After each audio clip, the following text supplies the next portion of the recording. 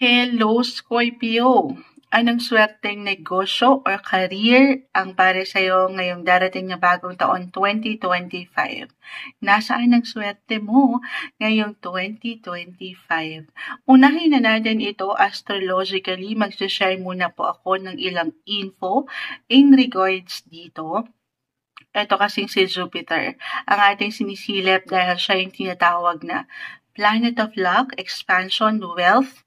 In 2025, Jupiter will stay in your 8th house in the first half of the year, and then will enter your 9th house in the second half of 2025. So, anong ibig sabihin nito, Moonchild? Yan yung mag-highlight or magbibigay diin. Again, Jupiter is the planet of luck. 8th house, sa mas practical tayo, maring any work or career na pwedeng makatulong para higit kang o higit mong mapabago ang iyong kondisyon. 8th house kasi yan yung dadaan ka sa ilang transformasyon or transitions ng buhay. Anything related to money, sa mas practical, pagdating sa bangko ba ito or mga paglo-loan? Oo, ayan yun eh. Why not? Sa paglo-loan or sa, ayun nga, bangko, financial advisor, kung nag-iisip kayo kung anong kurso ang kukuhanin or para sa ilan na magbabalik eskwela, a banker, broker, or financial advisor, financial planner, ang lawak niyan. Pagdating sa insurance, an agent, na ang ganda. Ang lalim ng 8th house. Malahawak din po ang 8th house. 8th house of death, actually. Hindi kailangan katakutan. So, why not? Anything na may kaugnayan din po sa occult, yes po, or parang malalim eh. May pagka hindi maarok. So, yung mga bagay, sitwasyon, posisyon na parang kakaiba, pwede rin naman.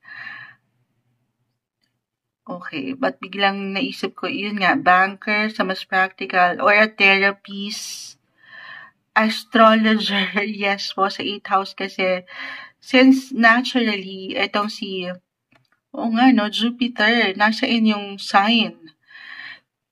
Natural house niya ito.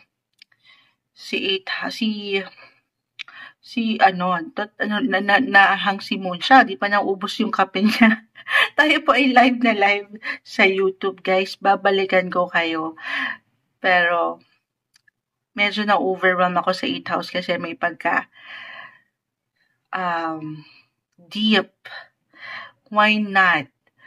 8th house, transformation, transition, finances, pagdating sa inyong physical na aspeto, mental, emotional, or even spiritual, instructor, a counselor, or doon sa posisyon or sa trabaho kung saan merong pabago-bago na pananaw, kahit sa simpleng pananaw lang ito, or talagang merong pagbabago-bago ng schedule, kung ayaw nyo ng permanent, medyo challenging. Okay, yun lang yung maiiwan ko dito. Pero kung andito talaga yung gusto nyo, why not? Okay, baka dyan kayo higit na mag-grow. Or meron talagang luck sa part na yan. Okay. Actually, 8th house dyan din pumapasok. Anything may kaugnayan sa hospital, surgery. Okay, for some of you, just only take what resonates. Or money. Anything may kaugnayan sa money. Sabi ko nga, kahit sa simpleng pagpapautang, ganyan, hindi ko hinihikayat ang lahat. Pero kung dyan kayo, ngayon pa lang baka nandyan na yung inyong lakas, yung pakiramdam nyo, merong growth naman. Why not? Okay? 8th house, dyan din pumapasok ng ilang secrets. Why not an investigator or a researcher? Ang lawak-lawak. Okay, yun yung, pwedeng naisiparating din para sa inyo. Again, first half, or ngayon pa lang, Jupiter right now, currently in your 8th house, Scorpio, until first half of 2025. And then, it will enter na your ninth house of, ito pa, isang malawak, malalim, ninth house of travel, guys. Ninth house of travel. So,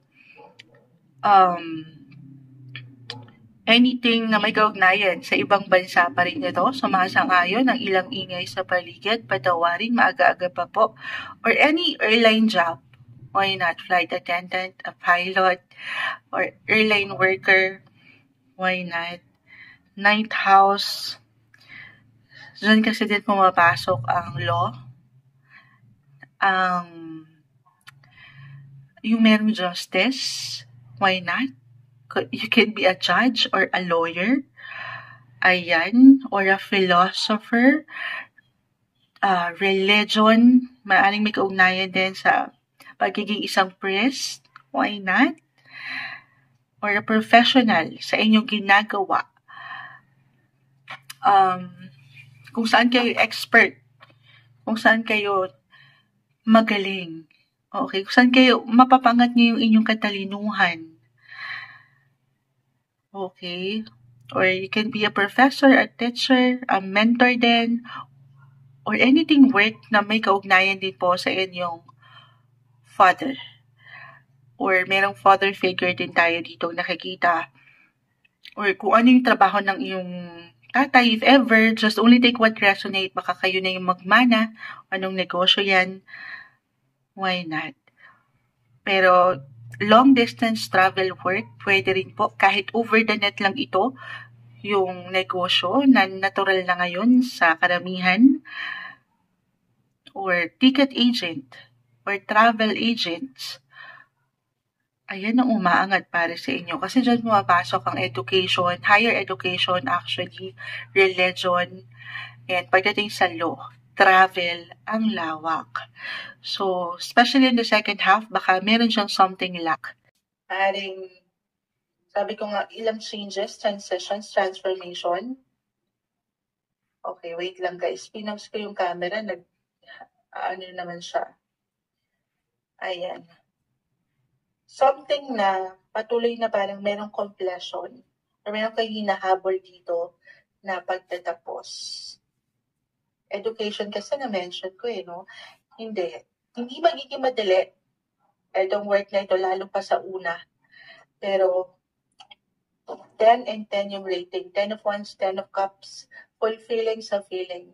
If ever mailaban nyo yung sinasabi or kung saan kayo hinahatap ng inyong mga puso at pakiramdam, the Four of Cups. This is something na syempre pa ipagninilay-nilayan, okay? Meron kayo dito learning na mababaon. You can experience expansion, happiness. Ang ganda. Actually, iahabol ko to sa ninth house kasi dyan din pumapasok ang pagpapublish or may magandang potential kung kayo mga writers, especially, or aspiring writers, baka merong magandang possibility rin po kung ito ay mailalaban nyo pagdating sa pagnenegosyo. Okay? Ayan ang umaangat para sa inyo. Money-related, habol ko, ayan, happiness, fulfillment, yung contentment po ay narito.